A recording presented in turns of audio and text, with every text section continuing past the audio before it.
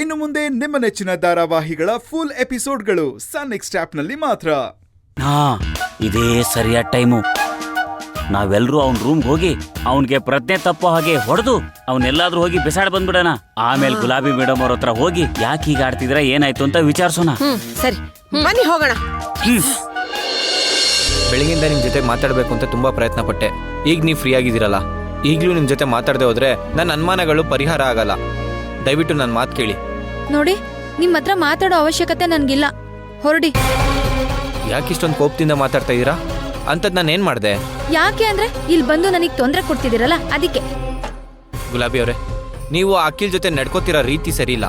ಅವನು ಮನೆಗೆ ಬಂದ, ಕರ್ಸಿ ಮಾತಾಡಿ ಕಳಿಸ್ಬೇಕು. ಅದ್ಬಿಟ್ಟು ಅವನು ಮನೇಲೆ ಇರಿಸ್ಕೊಂಡಿದ್ದೀರಲ್ಲ, ಇದು ತಪ್ಪು. ಇದು ನಿಮ್ ನಾಟಕದ ಮೊದಲನೇ ಹಂತ ತಾನೆ? ರೀ, ಯಾವ ನಾಟಕನೂ ಇಲ್ಲ, ಇಷ್ಟಪಟ್ಟೆ ನಾನು ಇಲ್ಲಿ ಕರ್ಸ್ಕೊಂಡಿರೋದು. ಏನು, ನೀವು ಅವನ್ನ ಇಷ್ಟಪಟ್ಟಿದ್ದೀರಾ? ನೀವೆಲ್ಲಿ, ಅವನೆಲ್ಲಿ? ಇಲ್ಲ, ನಾನು ನಂಬೋದಿಲ್ಲ. ಇದೆಲ್ಲ ನಾಟಕ ಅಂತ ನಂಗೆ ಚೆನ್ನಾಗಿ ಗೊತ್ತು. ನೀವು ನಂಬೋದಿಲ್ಲ ಅಂದ್ರೆ ನಾನು ಏನು ಮಾಡೋದಕ್ಕಾಗಲ್ಲ. ನಾನು ನಿಜವಾಗ್ಲೂ ಅವ್ರನ್ನ ಇಷ್ಟಪಡ್ತಿದ್ದೀನಿ.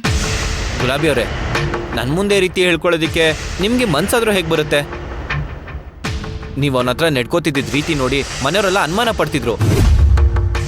ನಾನು ಅವ್ರ ಹತ್ರ ನೀವು ನಾಟಕ ಮಾಡ್ತಿದ್ದೀರಂತ ಸುಳ್ಳು ಹೇಳಿ ಸಂಭಾಳಿಸಿದ್ದೆ. ನೋಡಿದ್ರೆ ಈಗ ಏನನ್ನೋ ಮಾತಾಡ್ತಾ ಇದ್ದೀರಾ. ಏನಾಗಿದೆ ನಿಮಗೆ? ಇದನ್ನೆಲ್ಲ ನಿಮ್ಗೆ ಯಾಕೆ ಹೇಳ್ಬೇಕು? ಫಸ್ಟ್ ಆಫ್ ಆಲ್ ಇದನ್ನ ಕೇಳೋದಕ್ಕೆ ನೀವ್ಯಾರು? ಗುಲಾಬಿ ಅವರೇ,